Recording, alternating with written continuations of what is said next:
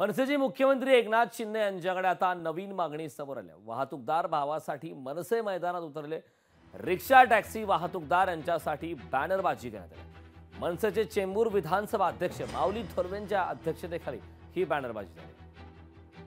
ज्या प्रकारे लाडकी बहीण योजना राबवण्यात आली त्या प्रकारे लाडकी भाऊ म्हणून योजना सुद्धा आमच्या वाहतूकदारांसाठी राबवण्यात यावी अशी मी विनंती माननीय एकनाथ शिंदे साहेबांना करतो। माननीय नरेंद्र मोदी यांचं विकसित भारताचा संकल्प जर करायचा असेल पूर्ण तर त्यासाठी वाहतूकदार हा जगला पाहिजे।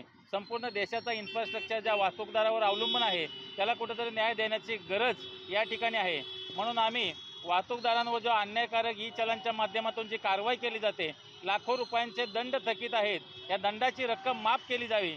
ज्या प्रकारे उत्तर प्रदेश सरकार कर्नाटक सरकारने त्या वाहतूकदारांना तिथे दंड रक्कम माफ करून एक न्याय देण्याचा प्रयत्न केलेला आहे, त्याच प्रकारचा दिलासा देण्याचा प्रयत्न माननीय एकनाथ शिंदे साहेब यांच्याकडून व्हावा अशी महाराष्ट्र नवनिर्माण सेनेच्या वतीने आम्ही मागणी करतो।